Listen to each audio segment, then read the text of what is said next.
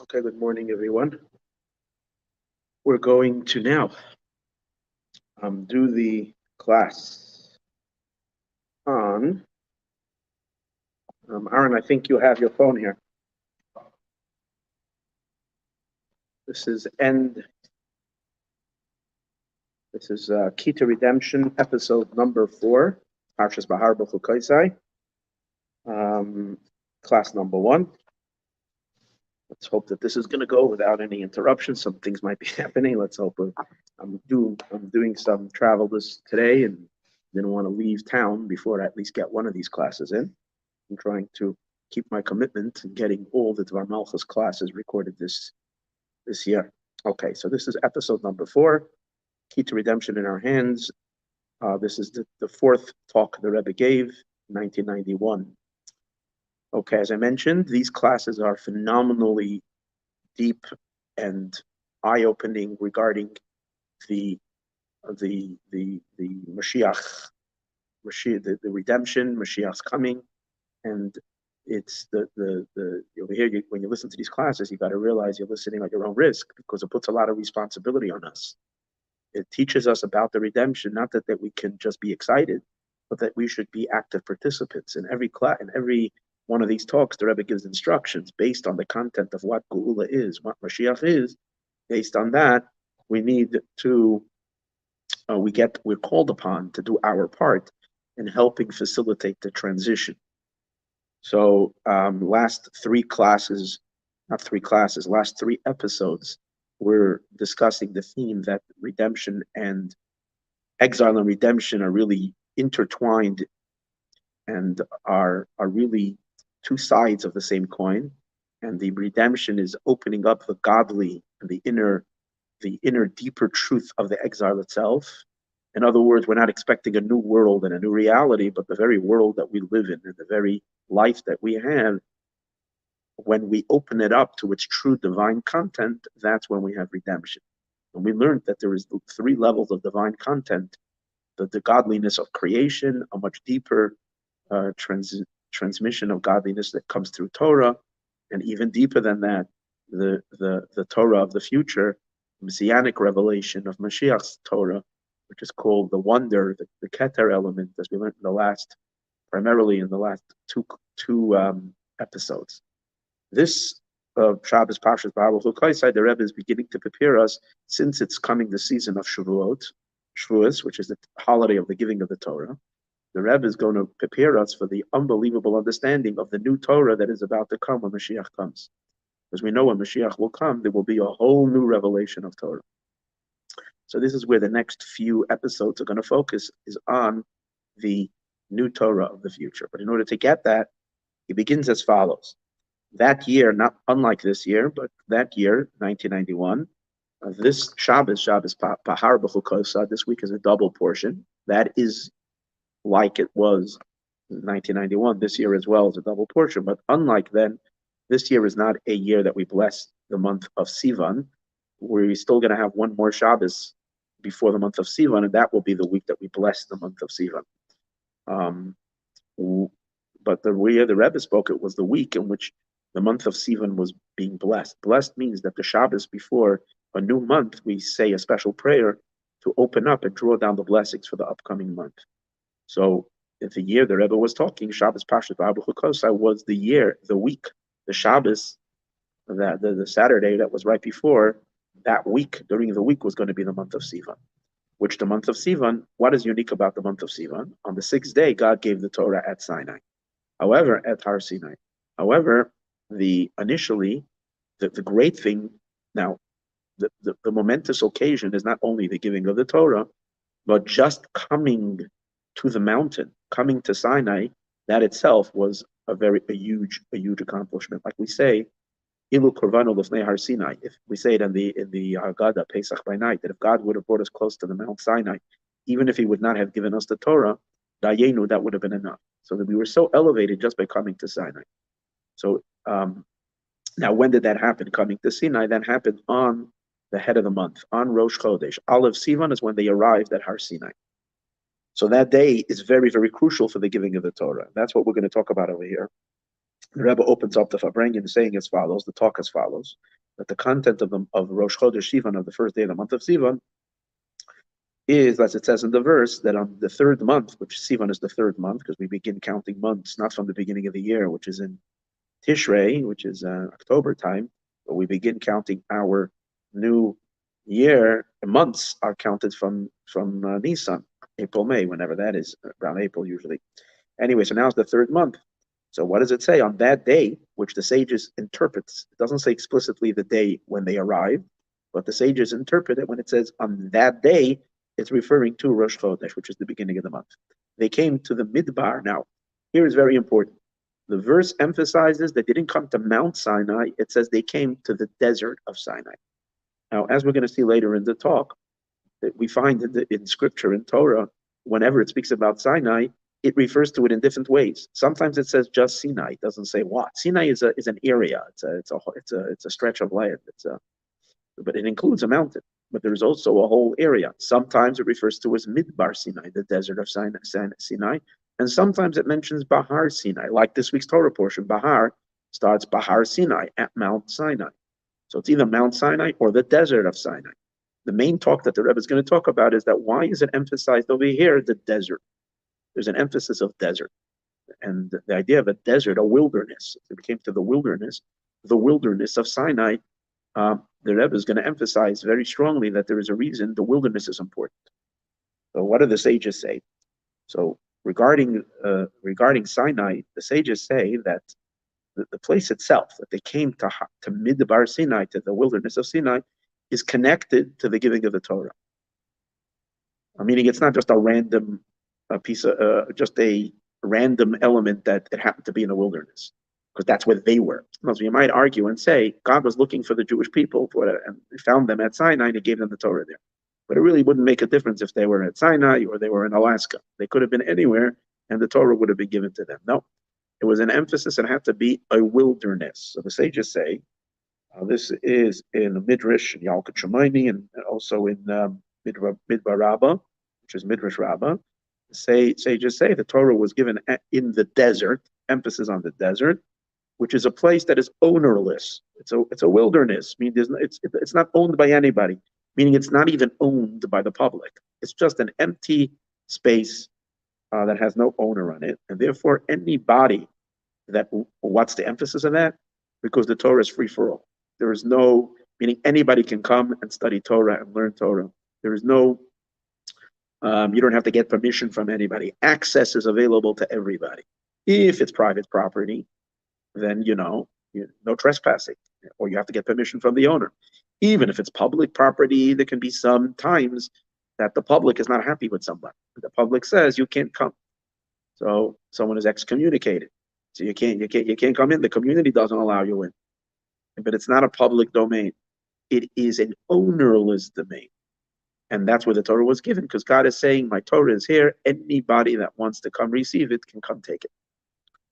And therefore, when they came to Midbar Sinai, which was the place that was fitting for the giving of the Torah, because it's a wilderness, and that's the reason. So what happens then? Immediately, when they arrived there, the preparations for the great event, which was going to be on the sixth day, started already on that day. As again, it says in the next day, on the second day to the month of Sivan, Moshe immediately begins the negotiations between God and Israel to discuss how this is going to go down. They want to accept the Torah back and forth. Moshe shuffles back and forth between Hashem going up the mountain, down the mountain. Started the second day. Now on the first day, really it should have began on the first day, because once they were in the zone, they were in the wilderness. It was already ready. They were already at the wedding hall, so to speak. Everything was set. They didn't speak to them that day. The sages say it was a technical thing. They were tired, and God did not want to speak to them about this because they traveled. So he let them rest, and the next day it began. But the main idea is that they were already a place, because this place has a relationship. Now, this is the idea that the place Sinai is a place that is fitting for the giving of the Torah, and it was a requirement. They had to be there.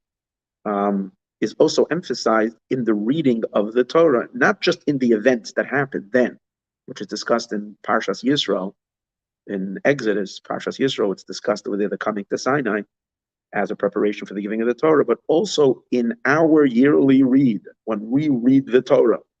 And we know that during the year we come around the whole Torah. We're not reading now Exodus. We are now finishing the book of Leviticus. We're finishing Vayikra. And we are going to begin reading next week. We're going to start reading the book of Numbers, Bamidbar. And Bamidbar, the name of the book, the Hebrew name of the work means in the wilderness. Bamidbar, in the wilderness. And next week's Torah portion is going to be also called in the wilderness. And that's going to be the Shabbos that we're going to read before Shavuos. That means before Shavuos, we're going to read the Torah of in the wilderness. Why did God make it happen by divine providence when he set up our calendar that every year before the giving of the Torah, we read a Torah portion beginning with the word in the wilderness, because the wilderness is necessary. You need to be in the wilderness. So both in the actual story and the narration of the Torah, when it discussed the giving of the Torah, it connects it to the wilderness. And when they came to the wilderness, that's when it happened actually in the wilderness.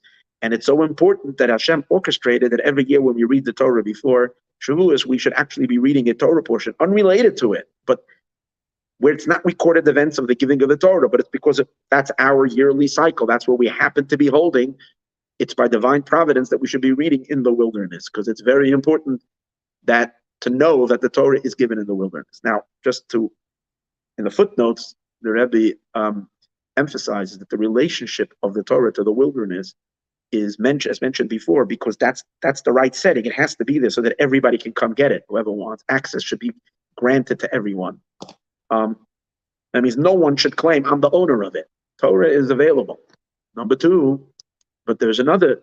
The sages also emphasize that it's regarding to the attitude of the person that's studying as well. Although that's not going to be the main discussion in our talk today, but the Rebbe points it out. Also regarding every individual that's learning, the sages say that if a person is humble and the humility is so strong that a person feels like a wilderness means, usually a person looks at themselves and they have a certain sense of importance. What's my importance? Look at my accomplishments, look at my, business portfolio, look at my resume, look at all my achievements, my accomplishments. So don't mess with me. Don't disrespect me. I'm very, very, very important. To a person who's has self-inflation, the Torah is not going to stick to that individual. A person that makes himself like the wilderness, which is a place that everybody can step on. So, and that doesn't mean, again, that could be negative, to allow yourself to be stepped on by people. That doesn't mean that. But it means that essentially, you're not into yourself too much. You're into what's important, what your mission is, not so much about who you are, and so on and so forth. Person doesn't take themselves too seriously, then the Torah will stick to them because they have humility and they're a vessel for God's Torah. And that's the reason that when we come to the wilderness, it's supposed to psychologically put us into a state where we identify with the place. We feel like we are the wilderness. Again, so that's one of the lessons the sages say. But regarding our discussion today, most important is that the wilderness is a place that is the apropos place for the giving of the Torah, because it's a place that says, I'm available, anybody can study. So that's the introduction. Now, in chapter number 2, the Rebbe says that we have to now explain why is this so important. Let's get a little deeper and understand the emphasis of Midbar Sinai, which seems to be very important, especially since he notes that, again, Sinai has different names. And the Torah, and at other times the Torah refers to Sinai with the name Mount Sinai. But over here, the Torah emphasizes that it is the wilderness of Sinai, which means to say that the importance that it's the wilderness.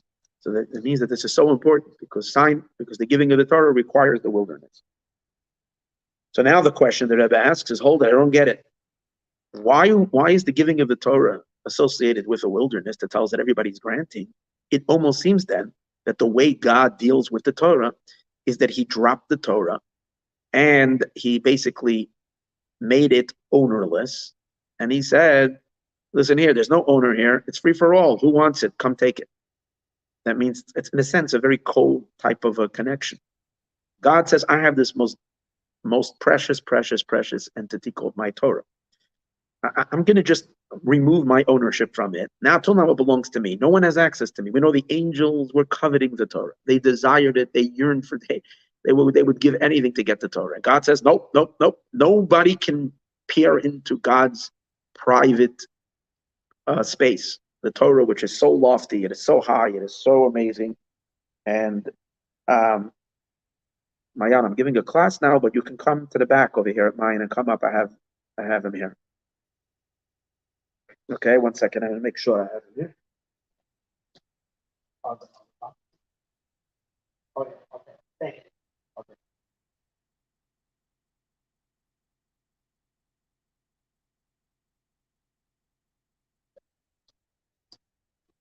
Okay, sorry for the interruption. Sorry for that interruption, please. Just a lot happening today. I knew I'm going to be giving.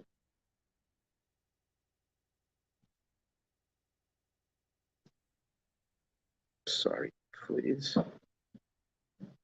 Access. Okay, back.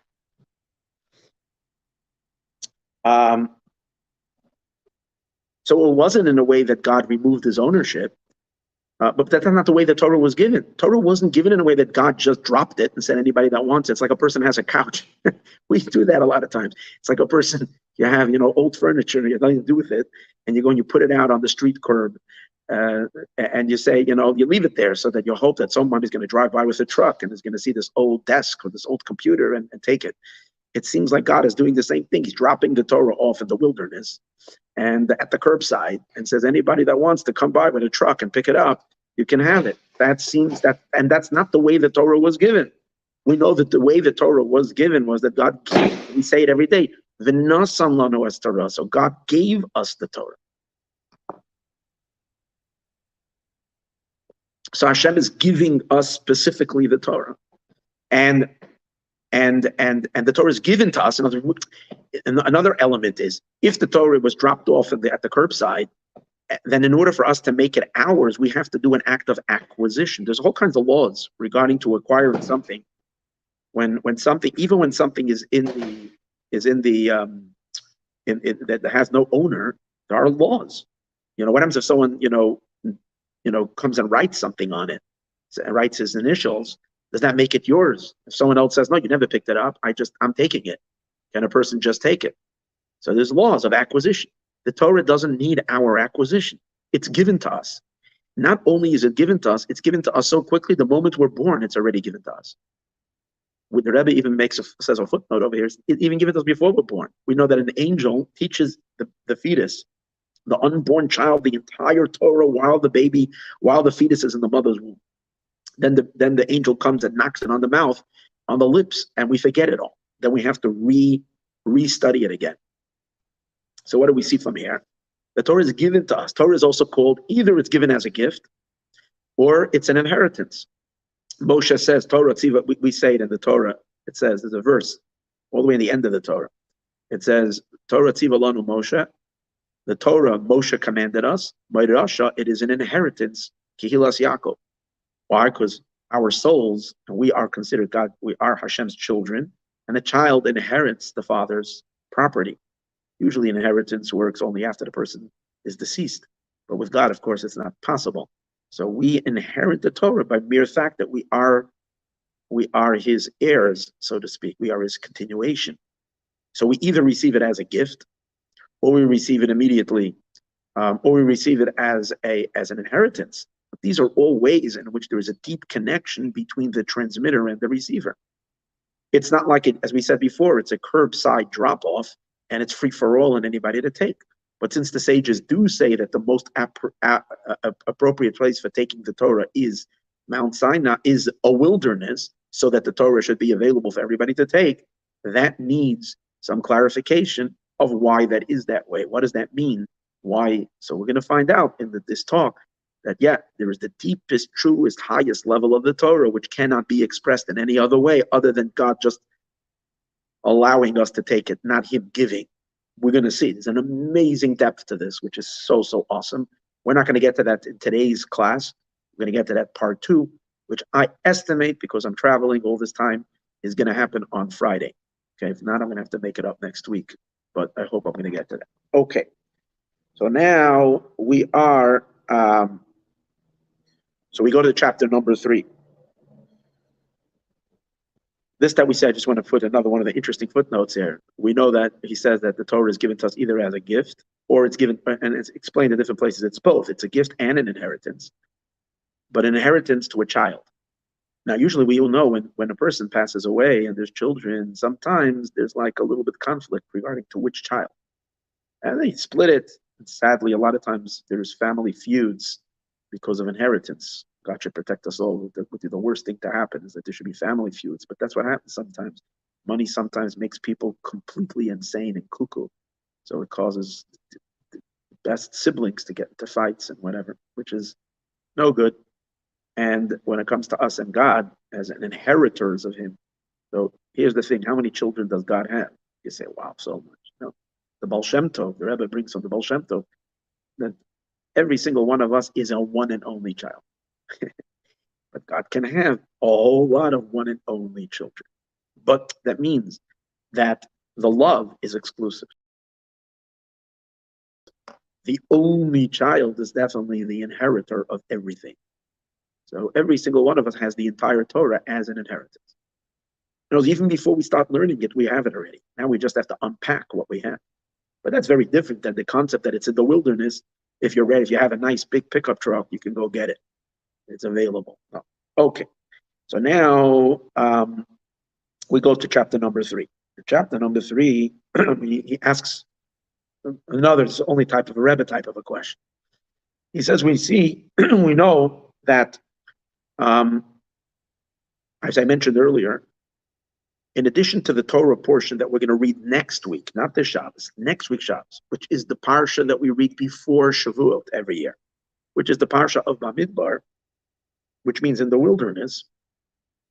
This week's Torah portion that we're going to read this week, which is the double portion of Behar and Bechukosei, which is the concluding Torah portions of Leviticus, are also connected to Shavuos. We'll see in a minute why. These two Torah portions, Behar and Bechukosei, are directly linked to the holiday of Shavuos.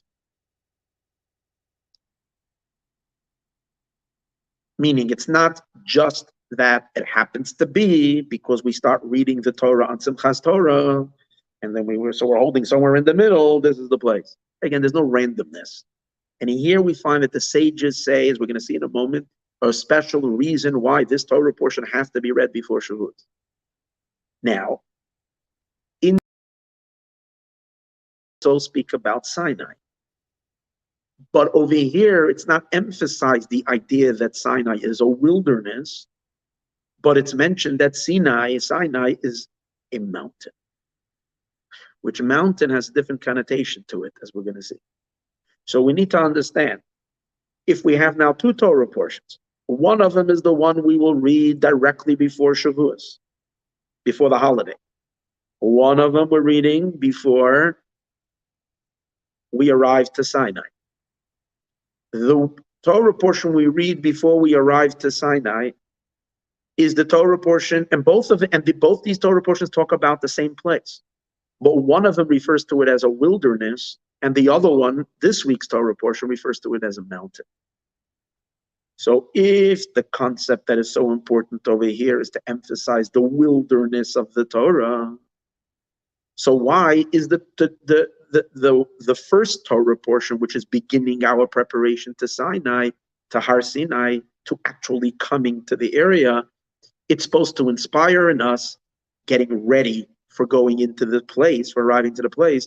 Over here, we're being inspired not by the wilderness aspect of the place, but by the mountain aspect of the place. So it seems like there are two dynamics to this place. Both of them are vital. Both of them are important.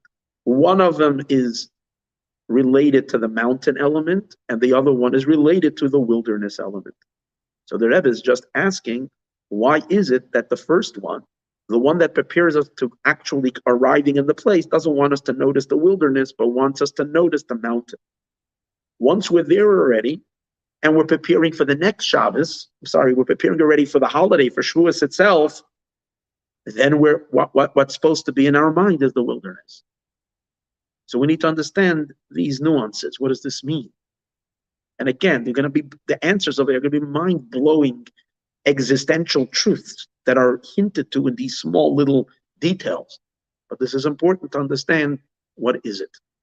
So now let's stop for a moment and see what's the connection in general of these last two Torah portions in Leviticus to the giving of the Torah to Shavuos. Other than the fact that it comes out 2 weeks before, but who says there's a relationship in the Torah portion that would read 2 weeks before to Shavuos? And the connection is the sages say. The sages say this is where do the sages say that? 20. In Tractate Megillah, page Lamed Aleph, and where do they say that the sages instituted, the ones who ordered the reading of the Torah, they set it up in a way that the reading of the Torah should always come out that we read the rebuke at the end of Leviticus and the end of Vayikra before Shavuos. What's the rebuke? The Torah portion this week speaks about blessings and curses. The end of, if we listen to God's commandment, we will be blessed. If God forbid the opposite, then the opposite. It's a difficult reading, this week's Torah portion, the end, the concluding of it. And the sages wanted that we should do that before Shavuos, not in order to scare us before Shavuos. We don't want to come to the Torah out of fear. We want to come more out of love. The reason we read it is because we want to be done with it. In other words, we find that we want new beginnings to be with very positive attitudes. And there shouldn't be any lingering stuff to take care of from the back. You don't want to come in with lingering debt, with baggage. You want to come clean. So we find that before Rosh Hashanah, there are 2 times in the Torah where there are heavy, harsh words from God. Once is in the end of Leviticus, and one is in the end of Deuteronomy. One's in the end of Vayikra, and one in the end of Dvar. And the way it works is that before Rosh Hashanah, we read the one Kisavo, which is the parsha which has the rebuke, and we do it before Rosh Hashanah. And the sages say, let the year end, then its curses. Let's get done with it. We're done, so that we can approach the new year with just positive and only blessings. Looking forward to the best year ever, only with blessings, without any old debt to pay off, God forbid, with the dark stuff. So Shavuos, the sages say, is a little bit like Rosh Hashanah. It's a small Rosh Hashanah. Why Shavuos, the holiday of the giving of Torah? Because God judges the world then on fruits. The fruits of the trees are judged on Shavuos. So let's get done with the curses before that. If there was any punishment that was necessary, it's over with. We read about it, done. We're clean. It's a clean slate. So we see from here that the sages wanted that Behar, Bechukosei, should be read before Shavuos. Now, even though they're wanting to read it kind of as through a negative twist, because again, they wanted to get done with it. But after all, they did connect this to the upcoming holiday. When they're telling you to read this now, they're thinking about the upcoming holiday of Shavuos. Must be there is a connection. So what's the connection? So the Rebbe says, well, in addition to what the sages say, let's get done with the curses. When we look in the Torah portion, both Behar, Bechukosei, we see a very clear connection. We see a very clear connection between these Torah portions and the giving of the Torah. What is it? First of all, the name.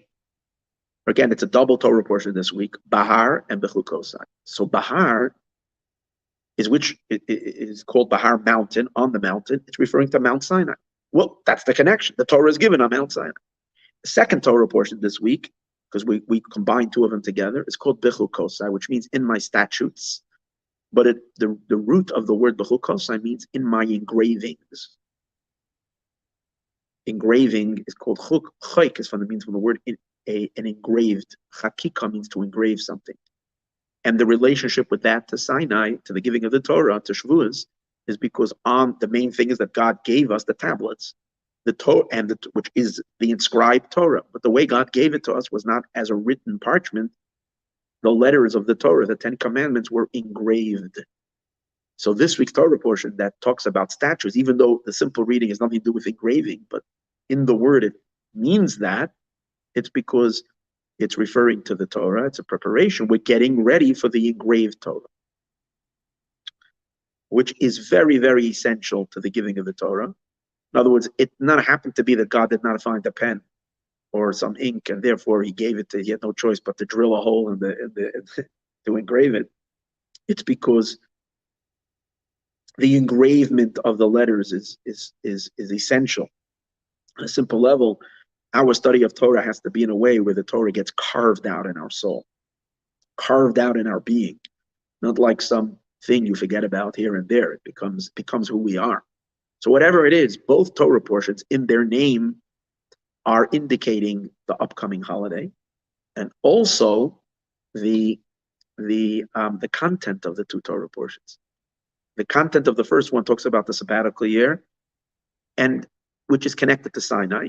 I'm not going to go into it. Look into Rashi. Rashi says that the Torah, by this commandment, by the giving of the mitzvah of Shemitah, which is a sabbatical year, the Torah says a particular connection to Sinai, that it was given at Sinai.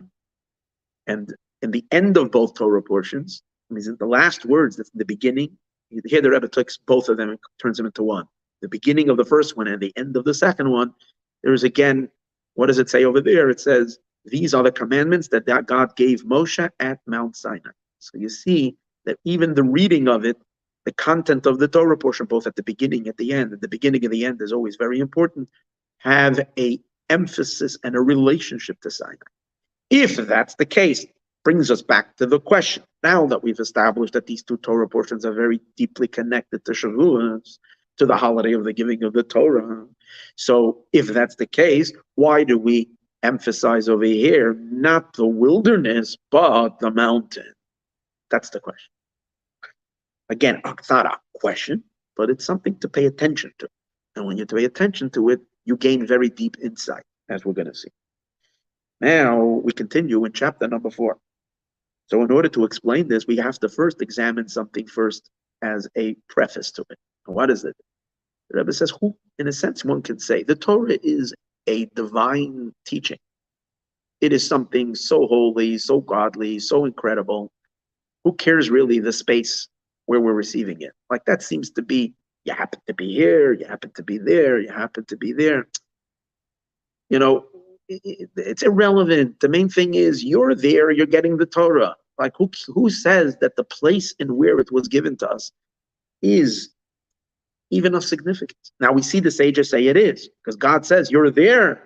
I'm going to give you the Torah in the place because it is a place. It's a wilderness and anybody can come. One can argue and say the place where the Torah was given is what? Was for the first year, the first place where we study Torah. We received it over there, and then we study Torah for the first year. But the application of the Torah is everywhere. The Torah is timeless, as we know, and the Torah is also spaceless. A person is obligated to keep the Torah, whether they're in Africa, Europe, Asia, and Australia, wherever you are, doesn't make a difference. Okay, there are certain mitzvot that apply only to the land of Israel, but other than that, the Torah is applicable everywhere. And therefore, like, why do we make even a deal about the place where it was given? What does that say? What does that mean?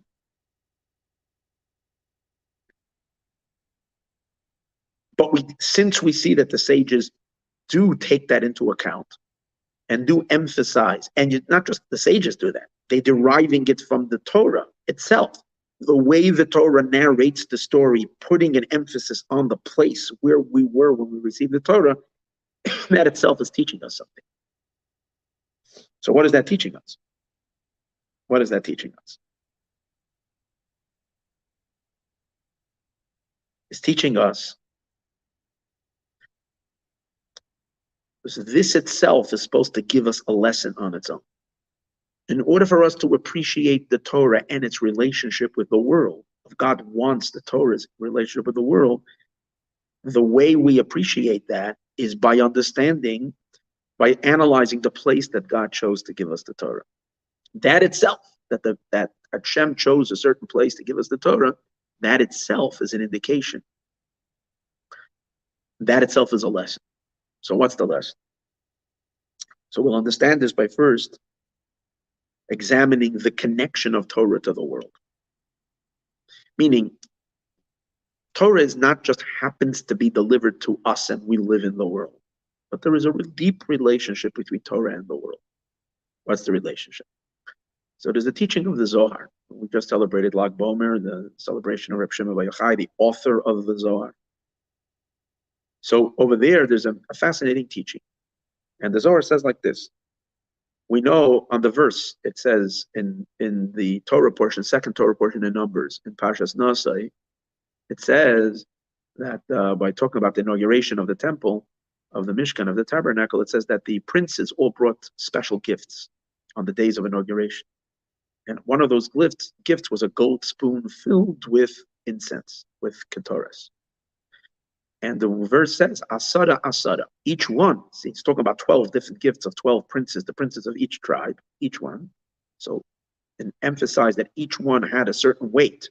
The weight of each spoon made out of gold was of 10 shkalim, the weight of 10 coins.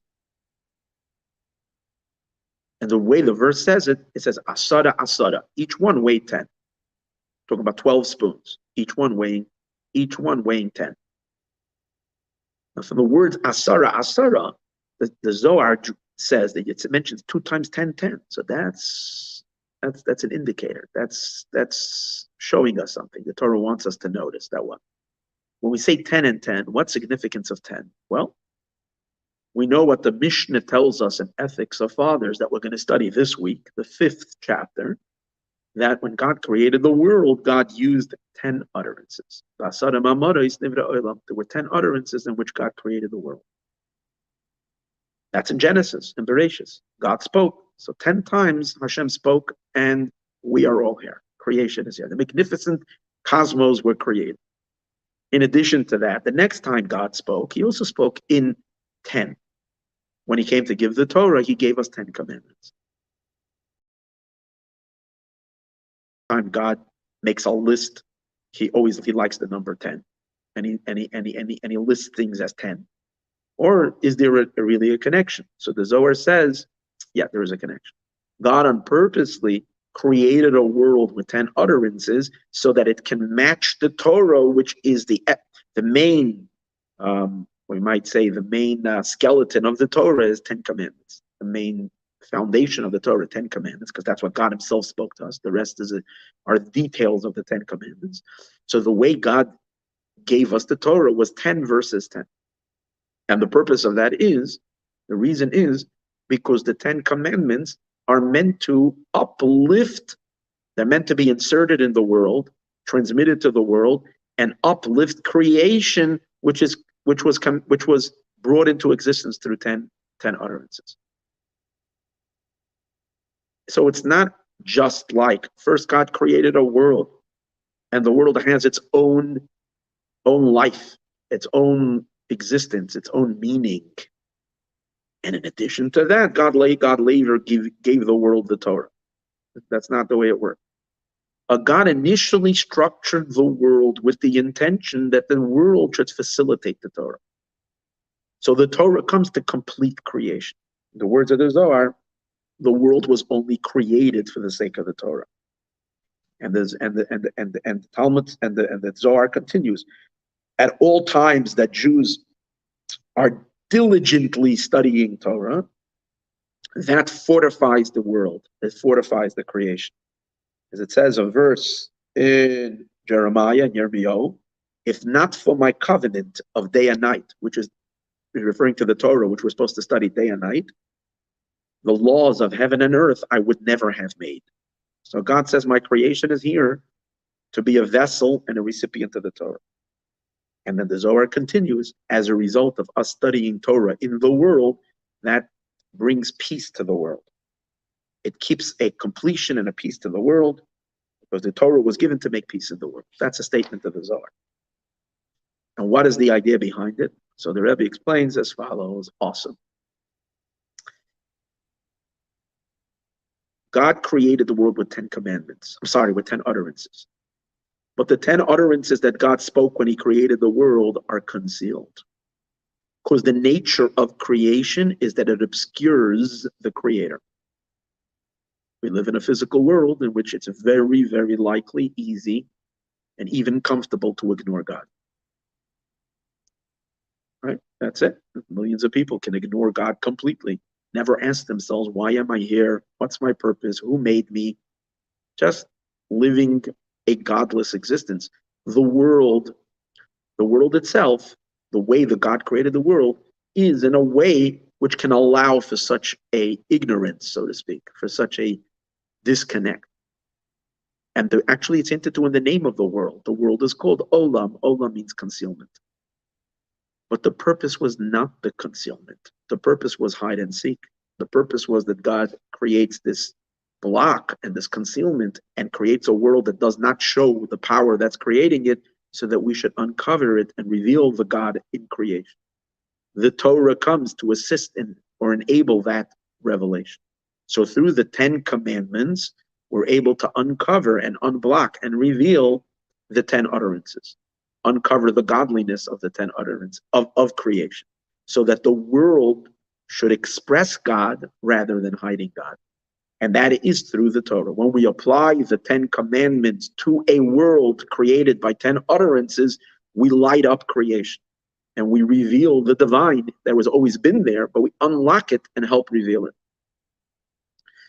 And even though one will argue and say that if the world is named Olam, which Olam means concealment, maybe its intention is to be a concealment and an obstruction. But the Rebbe says, no. The world's concealment, actually, even the concealment, he says something very deep over here, even the concealment is not really meant to be godless. It's meant to actually be even God. The concealment in the true depth of the concealment is because it is touching upon, creation is touching upon God on a level of God's concealment because he is so high. Now, there is the revealed element of the divine, and the revealed element of the divine, of God, which is conceivable, appreciable, connectable, where in the highest spiritual realms, they can know God. Down here, it's dark. So you say, down here, it's dark because there is an obstruction. No, the deeper meaning of the obstruction itself is because over here, in the physical, God buried his deepest, highest self. That is inherently concealed from everywhere where there is revelation. They don't know God on that level. Where did God hide his most deepest, highest secret? He hid it in the world. And that's why the world is called concealment. So there's two ways of looking at a concealment. Two people are hiding. One person is hiding because he himself, the object is something that's negative. The entity is like when there is something blocking something. You need something is blocking. You need something and it's being blocked by. What do you do? So you call a bulldozer or whatever it is, and you bulldoze it. You knock it out. You don't want it because it's a block. It's a negative block. We can look at the world and see it's a negative. It's blocking. It's concealing. This is a bad person. God forbid. He's blocking holiness. This is a negative thing. Or there's another way of blocking. It's not blocking. Person is hiding something because he's given the deepest secret. And a secret essentially has to be secret. So the physical world, which is obscuring God, is actually holding the deepest secret of the divine truth. And therefore, it's the element of obscurity over here is not negative. It's actually very positive. It's just that we have to, but the point over here is that this secret we should get to know what we're inherently not allowed to know. We're getting to, through the world and through our work within the world, we're meant to uncover the deepest truth of the world. So the world is really a secret of secrets. It's not an obscuring, it's a secret holder. Every time we find something in the world that's negative that makes us feel like, where is God? It's not really an obstruction. Over here itself is buried the highest, deepest secret. The Torah helps us unlock those truths. We will leave it for the next class, Bezrat Hashem, to understand how this works. Okay.